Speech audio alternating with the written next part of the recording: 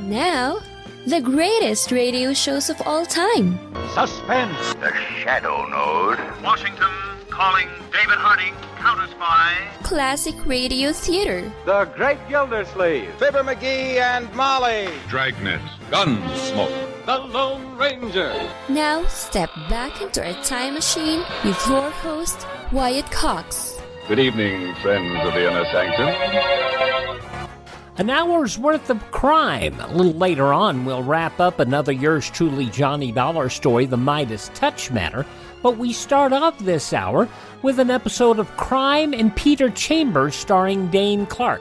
This short-run series only ran from April to September of 1954. Here's an episode from June 6, 1954.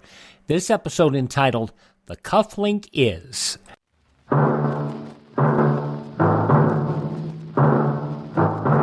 Crime and Peter Chambers.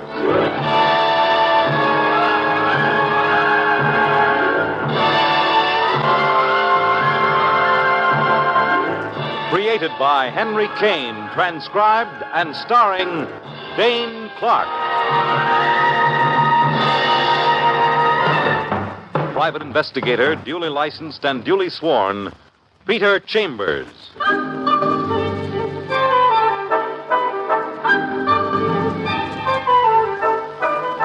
You're a private eye.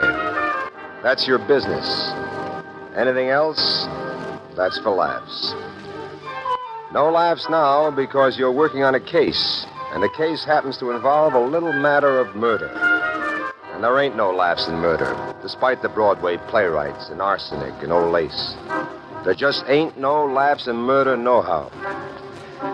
Your client is an insurance company that stands to lose 300,000 solid simoleons, and you're down at headquarters at the office of a good friend by name of Detective Lieutenant Louis Parker. Frank Reed, wealthy manufacturer of dolls, senior partner in the firm of Reed and Carson, dead by reason of an infusion of bullets in the office of his factory on 23rd Street. Happened last night at 10 o'clock. Now, what's your interest, Peter Pan? I've been hired by the insurance company, Louis. Huh? What insurance company? Sampson Indemnity. Insured Frank Reed for $150,000. Double indemnity, which is $300,000 in case of accidental death. Frank Reed's brother is beneficiary under that policy. Correct. Gent by name, John Reed. Quite a guy, this John Reed. Poet, dreamer, highly sophisticated hunk of nothing. Look, Louis, this guy stands to pick up 300,000 big ones. Frank took out that policy only 4 days ago, paid one premium. The company's going to get stuck, and get stuck heavy. Exactly why have you been hired, Pete? Well, overall, to help solve this murder. But if it turns out that John Reed knocked off his brother, the company saves $300,000. So they hire a private eye. You know, sort of an investment. All right, what do you want to know? To coin a phrase, the facts, pal, the facts. See, now, the doll factory's on 23rd. Office on the ground floor. Windows face out to an alley. Now, Frank Reed had an appointment with his partner for 10 o'clock yesterday evening. Private business conference. Windows were open, hot night. Partner gets there, and she finds him... She? Did you say she? Oh, Sonny, where did you get to that? She, and a gorgeous one. Viola Carson, young, beautiful, skillful designer. Junior partner. Boy, is she... Okay. So she gets there. Yeah. When she gets there, according to her, the place shows signs of a terrific struggle. Frank Reed's on the floor, 3 bullets in him. That's her story. That's all we got is her story. Anything else? Yeah, the guy's dying. She revives him. He comes to for maybe a minute. He tells her, according to her, that someone came in through that office window, conked him from behind. That he tried to fight him off, and then the bullets came. See, he tried to write a note after his assailant left. Then this Frank Reed dies in her arms, and clutched in his hand is a note. You got the note? Yeah, right here. Yeah, take a look. See, the cufflink is... That's the entire note? The cufflink is? Yeah, that's right. The cufflink is. Notice the scrawl at the end there, his Strength gave out. He was trying to tell us something, but Lord knows what. Was he wearing cufflinks? Yeah, he was. Any connection? None that we can figure out. Petey, why don't you go down there and look over, as they say, the scene of the crime? Factory's closed, but the office is open, and that gorgeous partner of his is there. Well, you talked me into it, pal. I'll join you there a little later. Swell. Oh, by the way, Louis, any special suspects? Well, if it wasn't some kind of ordinary holdup, the only ones with any interest is John Reed, this partner, Viola Carson, and then there's John Reed's wife, Linda. Mm-hmm. Oh, and a guy she's kind of stuck on, a dancer by the name of Salvatore Cortez. Here, let me rustle up some of the details for you. You see, this John Reed is married to a haughty, kind of high-type dame.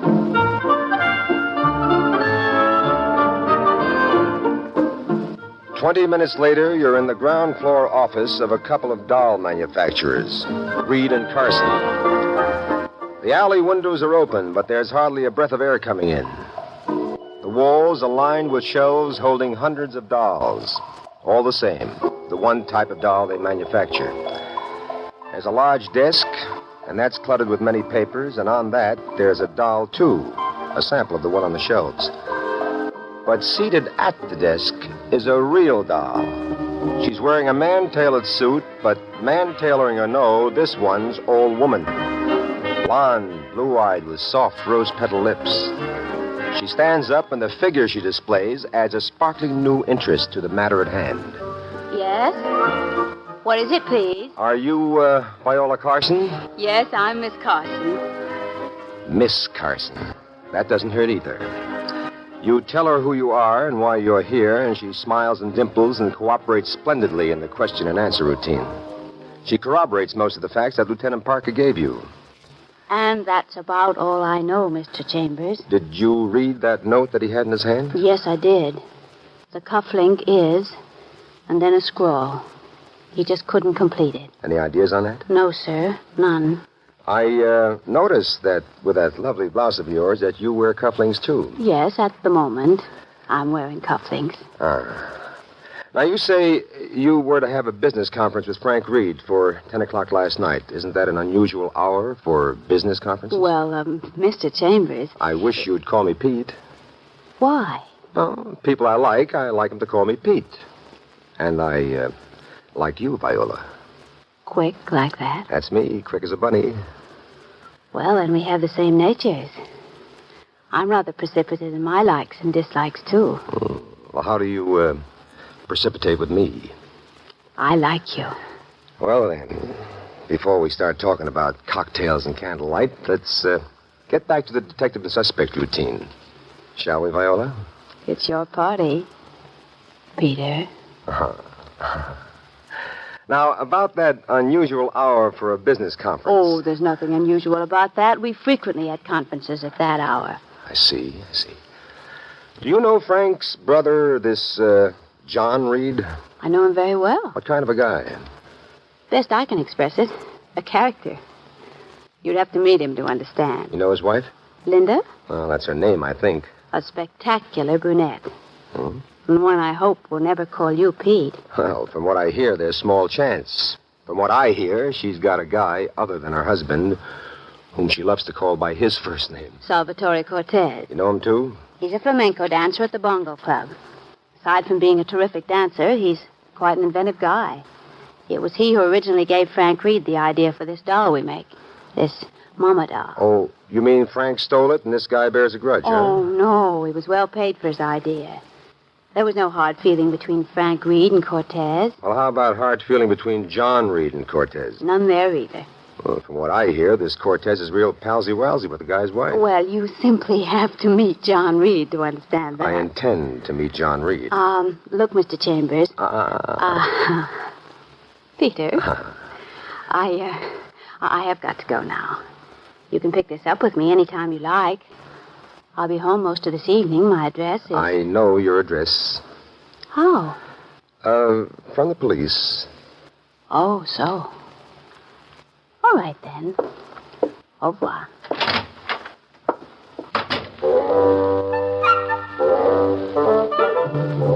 You'd have loved to have gone with her, but you've got work. You mess around looking the place over. You take a doll off the wall shelf and you handle it.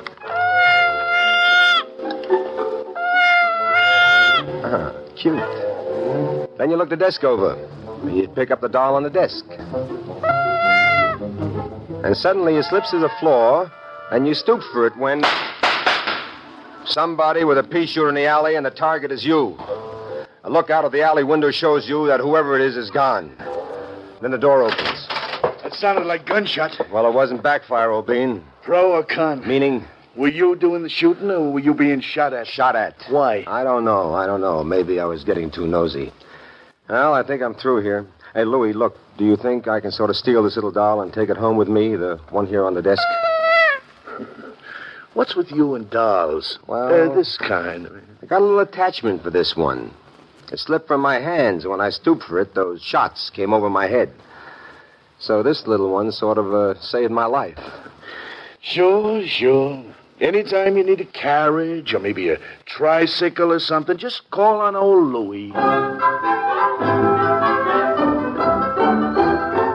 July 6, 1954, Crime and Peter Chambers on Classic Radio Theater with Wyatt Cox.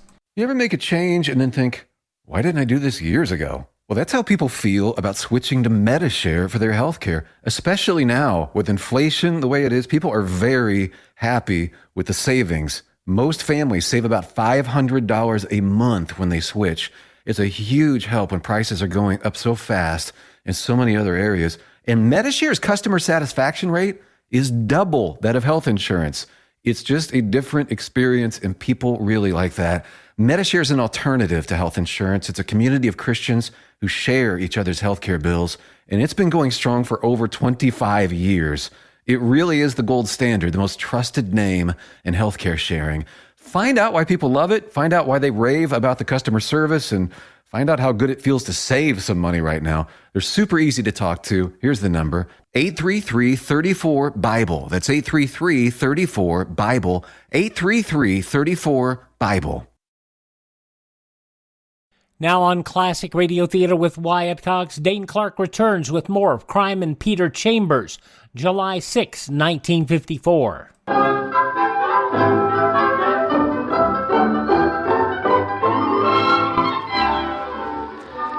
So Papa takes his mama doll back to the apartment. And there you shower, clean up, and then you're off again on the usual routine pitch, checking on all the principal characters. It's late when you finally get to John Reed's place, but they should be expecting you. You called and made an appointment. Good evening, Mr. Chambers. I'm Mrs. Linda Reed. Linda Reed. Tall, olive-skinned, and attractive. And she greets you with about as much enthusiasm as an Eskimo greets an ice cube in an igloo. She's wearing an off-the-shoulder evening gown tight to her figure. And she's got the kind of figure that a dress should be tight to. Mr. Reed is in his study, napping. I'll fetch him. Before you start fetching, Mrs. Reed, a couple of questions, please. Well, I'm in rather a hurry. About Frank Reed, deceased. Was he married? Nobody's told me. He was a widower. 2 children, both grown, both living in Paris. Did he have brothers and sisters? Only John, my husband. He was the only brother. Only other relative, in fact. Did they get along, John Reed and Brother Frank? Well, let me put it this way. Frank adored John, as witnessed the life insurance policy in his favor. On the other hand, John absolutely abhorred Frank. Abhorred? But why? Because my husband abhors anything or anyone who is dull. And he found Frank a stuffy bore. I see. Your husband is a poet of sorts, isn't he? Well, let us say a writer. Does he sell many things? John? Oh, no, nothing commercial about any of John Reed's work. Then where's the wherewithal come from? Oh, Frank was always very kind. As I said, he adored John, actually admired his peculiarities. I'll fetch him now, if you please, Mr. Chambers.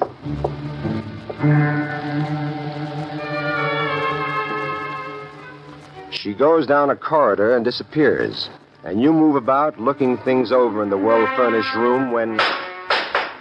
And you start going in the direction of the shots. When a tall, blond man with sleepy blue eyes comes towards you. Are you the alleged detective? Yes, I suppose... Chambers, isn't it? Yes, right. Now, look, what was that noise? I imagine you'd serve a better purpose in there, my study. gunplay, clues and whatnot, fingerprints. Mrs. Reed? Mrs. Reed! Oh, yes?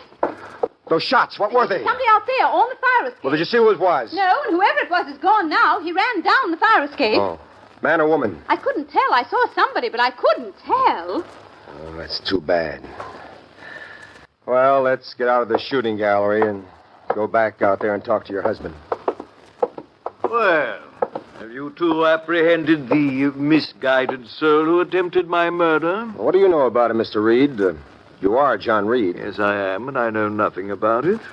I was just opening my eyes from a delicious dream. As far as I know, it could have been my dear wife attempting the assassination of her beloved husband. I wouldn't put it past her. Notoriously poor shot, though. Well, as long as we're all safe and sound, I'm a little late. Oh, yes, of course. Off you go, my dear Linda, and my best to Mr. Cortez. Good evening, then. That was Salvatore Cortez I was referring to. My wife is quite enamored of him. A highball, Mr. Chambers? No, thank you. Look, don't our modern poets indulge themselves in the ancient emotion of jealousy, Mr. Reed? Yes, they do, I suppose. And they do not. Speaking for myself, no jealousy. Oh, I should explain, of course, that my wife and I cordially detest one another. I see. And now that the howling clatter of pistols has subsided, I do wish you'd state your business, Mr. Chambers. Well, sir, as you know, I represent the insurance company. Yes, and they have some absurd idea that I murdered Frank in order to fall heir to $300,000. Well, sir, it's a pretty good idea at that. In time, I'm sure I'd have come around to thinking about it. But I didn't, that's final. Any idea who did? None whatever. Any idea who just took pot shots at you? Same answer. I'll say this for you. You're amazingly unruffled. Well, I'm a fatalist, Mr. Chambers. My philosophy is that of the ancient Indians. Predestination. To put it in modern and laconic terms, when my number is up, it is up. I'm always singularly free of worry. Okay, let's change the subject. Now, your wife... Ah, beautiful woman, isn't she? Yeah, well, I mean your wife and this Salvatore Cortez. Great dancer, that young man. Performs at the Bongo Club. That's where she went. No. What I mean is, what do you... Mr. Chambers, you're reaching in your attempt to be tactful. There's no reason for that. None whatever. If she's in love with him, just between you and me, I don't give one little toot in Hades. Now, if you please, a very good evening to you, sir.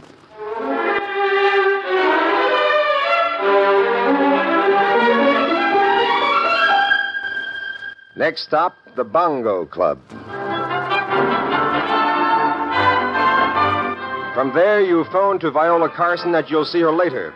And then you lap up some scotch at the bar, and you watch this Salvatore Cortez perform. The guy's dark, slender, and graceful, wrapped up in tight black pants and a white silk shirt and banging his heels against the floor like he's sending out Morse code messages. When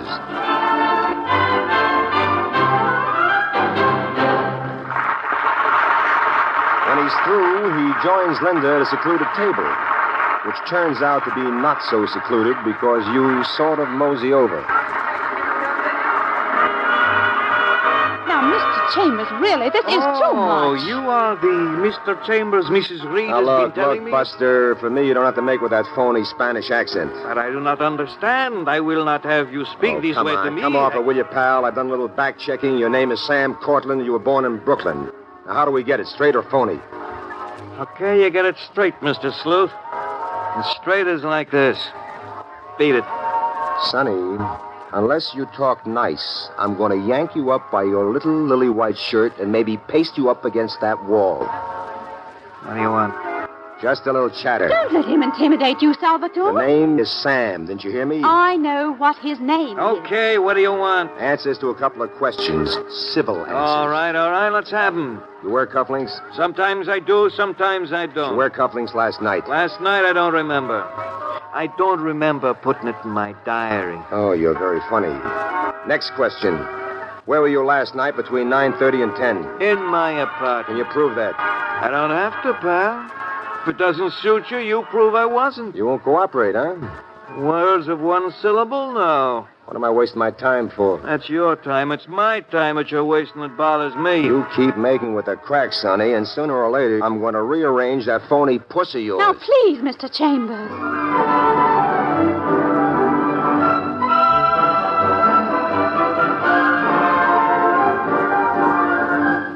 You grab a cab to Viola Carson's place. And a cute little hideaway she's got. Terrace and stuff. Exactly the spot for cocktails and candlelight. And she's most gracious. Oh, won't you sit down, Peter? Is there anything new on Frank's death? Any clues? Any ideas? Well, there is something beating around the back of my head, but I can't put my finger on it. It's a funny case. Somebody running around taking pot shots at everybody, even me. Please sit down, Peter. All right. Ah, good. Wait, I'll take that doll off the chair. It's one of ours. That's it. What? Sweetheart, I think I've got it. Where's your phone?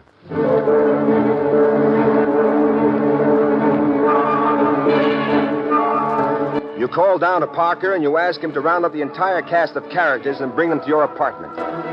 And there, with Parker's cops making a blue-coated semicircle and back with the principals, you go to work with the two dolls. The one from Viola's place and the one you took off Frank Reed's desk. And the conclusion of Crime and Peter Chambers, July 6, 1954, when Classic Radio Theater with Wyatt Cox continues. No offense, but are you a little fat when you look in the mirror?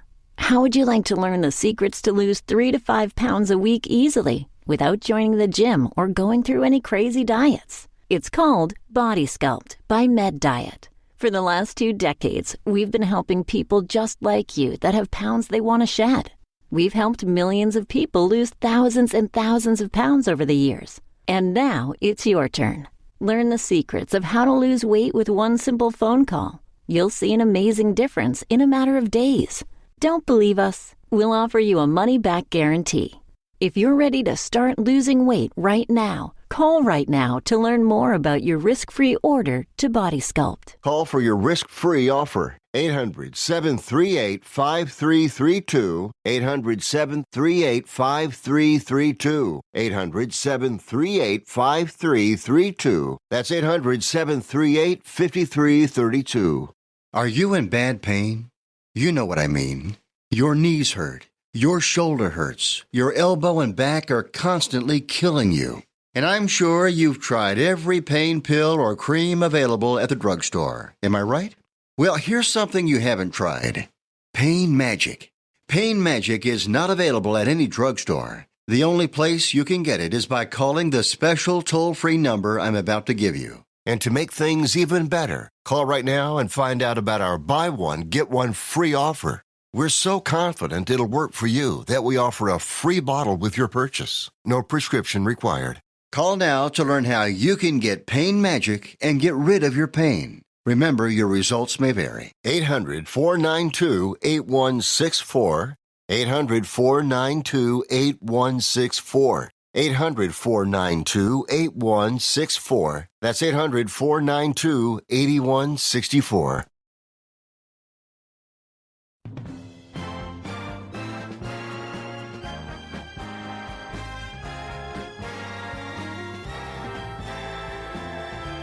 Now on Classic Radio Theater with Wyatt Cox, the conclusion of Crime and Peter Chambers, The Cufflink Is, originally broadcast July 6, 1954. And now, Peter Chambers, the gentleman with the dolls, is not going to do an Edgar Bergen or a Paul Winchell.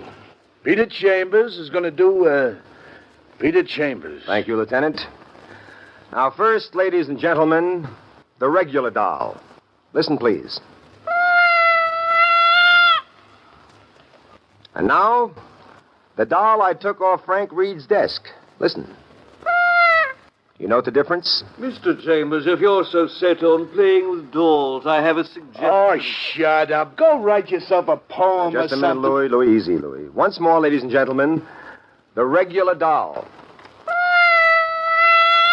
Now, the doll from Frank Reed's desk. Now, there must be a reason for the vocal restriction of the second doll. There must be Something jamming up the sound box. Sure. This doll just says, Ma, and the other says, Ma, Ma. Hey, you know, you sound cute, Louis. Oh, I don't shoot. Now, let's get back to the unfinished note that Frank Reed wrote. The cufflink is... And then he passed out before he could finish it. Now, let's figure it this way. There was a tussle. He tore off his assailant's cufflink, and he put it somewhere. And he tried to write out a note as to just where he did put it, so that the killer would be identified. Now, it's my hunch that it's in the innards of this doll. So, I unscrew the head, and I dig in, like so, and I come up with a cufflink with initials SC. SC for Salvatore Cortez, or even for Sammy Cortland. What about that, Sammy? Why, I never saw it. You get the picture, Louis? You see, this Brooklyn tamale bumps off Frank Reed. So John Reed latches on to $300,000. Then he's going to bump John, which explains the shooting off that fire escape. So then dear old Linda latches onto the said $300,000, and then Linda and Salvatore... Linda, she talked me into it. That's a lie. It was all his idea. We were going to get married, Linda and I, but it was her idea. She talked me into it. Just the reverse. He talked me I into don't it. care who talked who into what. Just keep on talking, Mr. Flamenco Just a minute, Louis, just a minute. Now, look, Sal, what about me? Why should I be part of your private shooting gallery? Well, all right. After I got out of there, I realized my cufflink was missing. Right in the place was lousy with cops, and I couldn't go back. But after a day, I knew they didn't have it. How'd you know? Well, I had my initials on it. As long as I wasn't arrested, I knew they didn't have it. And then? The day I came back for it, you were in the office. I saw you with that doll in your hands. And I heard it, as you said, vocally restricted.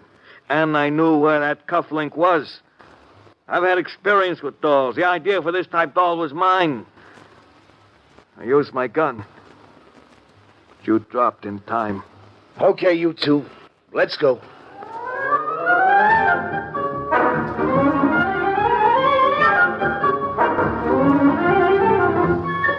And so Parker links up with his culprits and heads for downtown. And you link up with the lovely Viola Carson and head for, cocktails and candlelight. And there you've had Crime and Peter Chambers.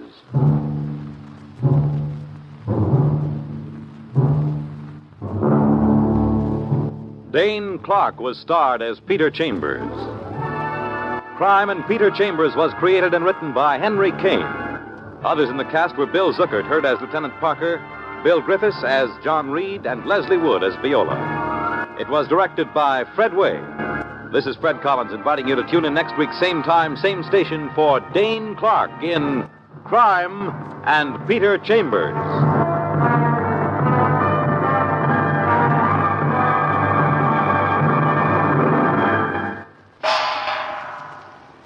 After Frank Sinatra bailed out on Rocky Fortune after he won the Academy Award for his motion picture From Here to Eternity, Crime and Peter Chambers went in to fill the slot between April and September of 1949. Crime and Peter Chambers starring Dane Clark on Classic Radio Theater with Wyatt Cox. It's a big, bold story set in the heartland of America, along the edge of Lonely Mountain. I am open for business. And so Big William Gorgon, played by handsome Michael James, fiercely set down his Midwest roots. Oh, darling, we're going to sell bathrobes and raise chickens. Set his adoring wife, Wilhelmina, portrayed by beautiful Glenda Olsen. Oh, I love our store, Will. But they hadn't counted on Big Ralph's bathrobes and cattle store coming to town. Oh, Will, what will we do, Will? Will had a plan, a way of facing off against tough Big Ralph. We're going to change the face of America. We're going to advertise. Adver what? With print, broadcasting, and bus benches, we're going to tell people who we are and where we are. What's a bus? And so the story of how one man brought advertising to the heartland. Oh, will it work? It will. Well, my name ain't Will, Wilhelmina. You got to advertise or we'll die. And so the greatest marketing story of all time is here. Advertise or die, dopey. Put your message on this national advertising platform. Email classicradiotheater@gmail.com. classicradiotheater@gmail.com. Now on Classic Radio Theater with Wyatt Cox, the wind-up of the Midas Touch Matter, an episode of yours truly, Johnny Dollar, from July 6, 1956, and I think Johnny's being held at gunpoint. From Hollywood, it's time now for... Johnny Dollar, answer it. Answer it!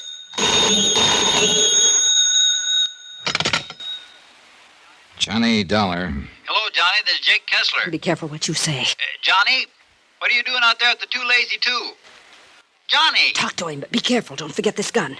Why, Jake, what's on your mind? $3 million of insurance. Dora Haskell's filed a claim on the basis of accidental death.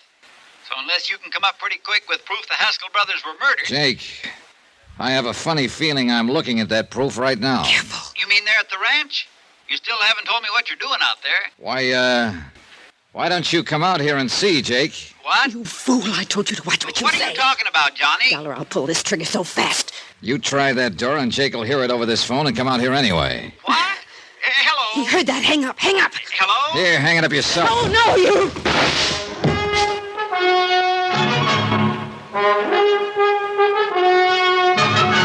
Tonight, and every weekday night, Bob Bailey in the transcribed adventures of the man with the action-packed expense account, America's fabulous freelance insurance investigator. Yours truly, Johnny Dollar.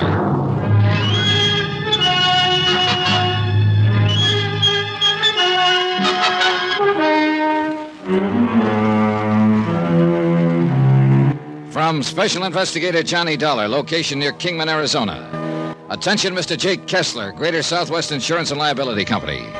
Following is an accounting of expenses incurred during my investigation of the Midas Touch Matter.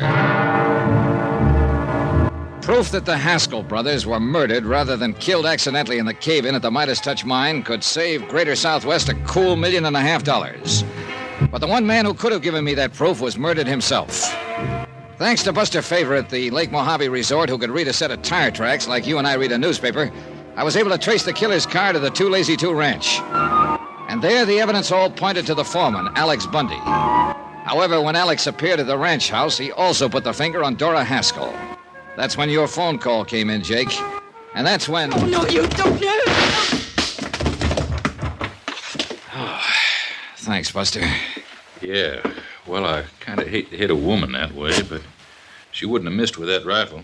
Matter of fact, she didn't. She creased your arm there just above... Oh, forget it. First of all, let's take this gun off. Don't touch it. Oh, that's right, Alex. Kind of forgot about you. Oh, why don't you put that thing down before you make the same mistake she almost did? It won't be a mistake, Dollar. Now, look, Alex. Shut up, Buster. You should have known better than to mess around this whole thing. Maybe you're the one who should have known better, Alex. According to Dora here a few minutes ago... I heard her. I heard. From outside the window. Heard all of it. And she lied. Keep an eye on her, Buster. Yeah, sure. Just stay where you are. Stay away from that gun of hers, too. Look, Alex, why don't you just calm down? She lied. She was the one who shot at you down at the lake, not me. But it was you who shot up old Hard Luck Dennis when he tried to talk to me. Sure I did. I had to. He was going to tell you it was me that caved in the Midas Touch on the Haskell brothers. He did tell me. Sure, he was going to tell you. I know he was. And I had to stop him. Wouldn't you have stopped a man who was trying to put a noose around your neck? Will you listen to me? That's why I had to kill him there at the hospital when he was well enough to talk some more. He would have put the finger on me. I tell you, he already had put the finger. Sure he would. I know he would. And I had to stop him.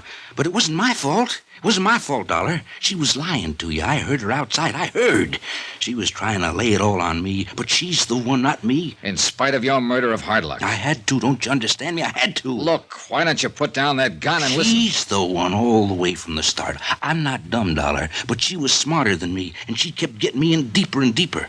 I'm a good ranch foreman, Dollar. See for yourself what I done for the Too Lazy Two. But this kind of thing I don't know about. So she got me in deeper and deeper right from the start. Just how did it start, Alex? I'll tell you how it started. I got drunk one night over in Kingman. So I heard. Made a lot of foolish talk about wanting the Too Lazy Two for myself. Any foreman wants to have a big ranch of his own. Any of them. Ask him. You ask him. Isn't that true, Buster? You know. Alex, give me that. No, stay back. You stay back. I want him to know. I want him to know everything. She heard about what I'd said, understand? Then she came to me, sweet-talked me. Said I could own the Lazy Two. Along with her. Made it sound so wonderful, just me and her.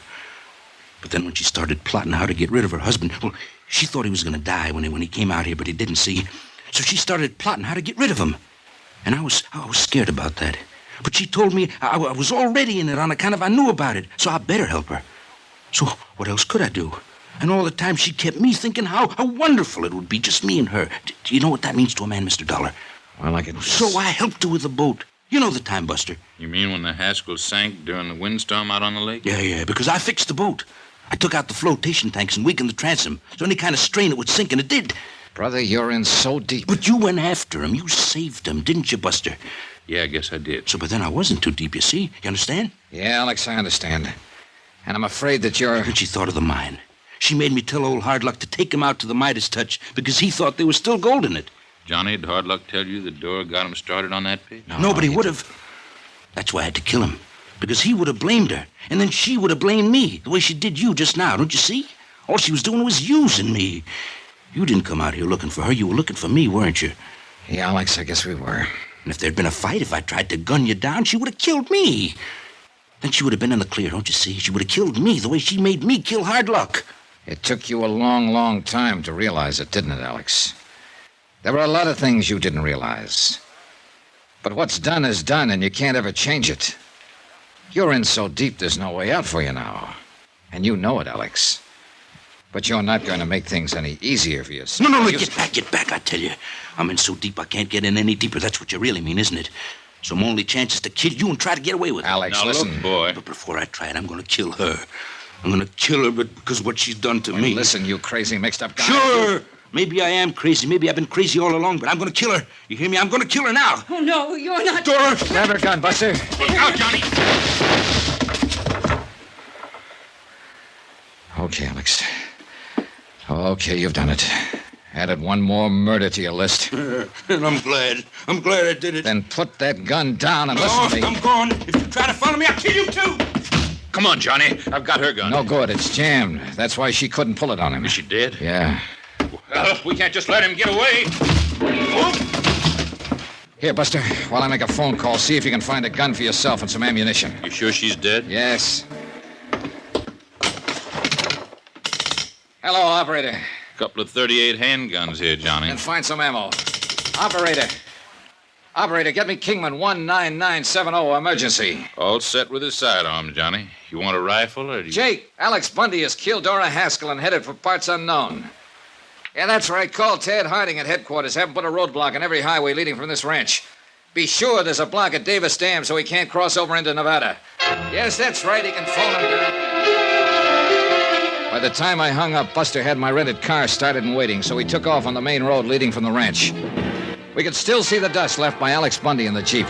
Could see that when he swung onto the highway, he'd turned right toward Lake Mojave.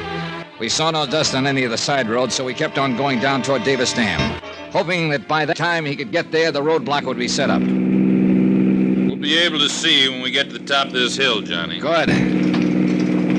Yeah.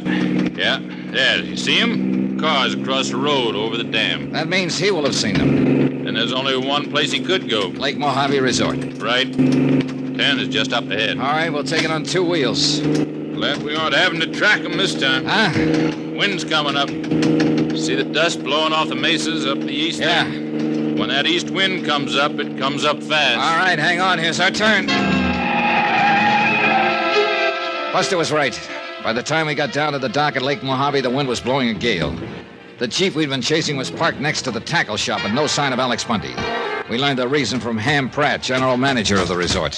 Hey, Johnny, Buster, what's going on here? Plenty, Ham. Listen, Ham, did you see where... Alex Bundy came down the road like a bat out of Hades a couple of minutes ago. Where'd he go? Jumped out of his Jeep waving a rifle, tore down to the dock, and took off in his outboard runabout. Got a boat for us, Buster? Yeah, sure have. Come on.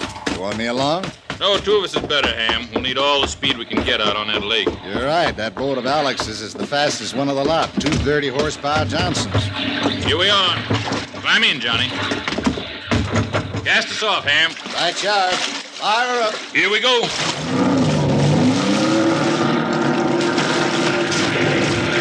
Boy, this wind is really coming up. Sure is. We're gonna have us a rough ride. Where would he head? Cottonwood Landing, about 20 miles up, or even Nelson's Landing if he has enough gas. Either way, he'd get over into Nevada. All I hope is he's having as rough a time of it as we are. Don't worry, he is. That boat of his is fast, but not as seaworthy as this. Hang on. Out here in the middle is where we'll really get this wind. And we did. And unlike salt water where the wind builds up long swells that you have a chance of riding over, this lake developed a chop. Waves only 3 or 4 feet high, but one on top of the other. With a less skillful hand than Buster's at the wheel, we would have swamped in a minute. As it was, we were both soaking wet and hanging on for dear life as the little outboard pounced and bounded along. Look, Johnny, dead ahead. Yeah, I see him. Hey, he's making an awful lot of speed. Too much speed for that hull of his in this kind of weather. He'll pound the bottom out of it. What do you think you're doing to this boat? This'll hold together all right. It was a mad chase, a crazy one. And then I noticed that we were slowly but surely gaining on Alex. I knew he couldn't take it in that hull.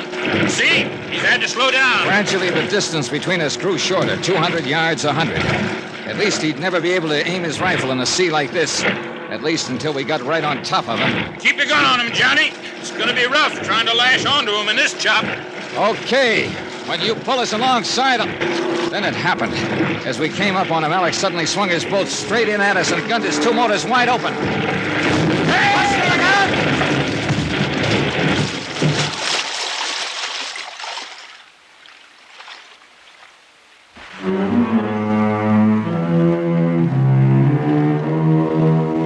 That's really all there is to it. Oh, except that Ham Pratt, bless his heart, had followed us with an outboard cruiser and picked us up. Alex, well, the shock of crashing into us must have wedged him into his boat. And with the bottom of it torn out, it sank like a rock, and he went along with it. Expense account total, including transportation back to Hartford, $978.35. Remarks? There was no question, of course, but that the Haskell brothers had been murdered. No double indemnity. And Dora's little scheme to collect a cool $3 million, well, it got her exactly what she deserved. Won't people like that ever learn? Yours truly, Johnny Dollar.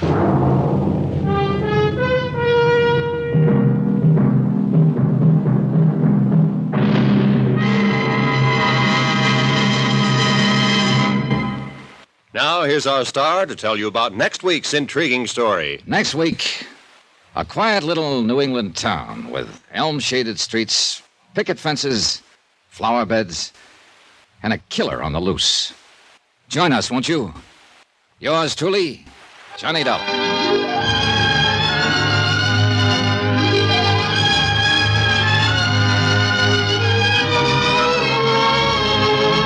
Yours truly, Johnny Dollar, starring Bob Bailey, is transcribed in Hollywood. It is produced and directed by Jack Johnstone, who also wrote this week's story. Heard in this week's cast were Virginia Gregg, Johnny Jacobs, Herb Butterfield, Parley Bear, Barney Phillips, Shep Menken, and Roland Winters. Musical supervision by Amerigo Marino and Carl Fortina. Be sure to join us on Monday night, same time and station, for another exciting story of yours truly, Johnny Dollar. Roy Rowan speaking.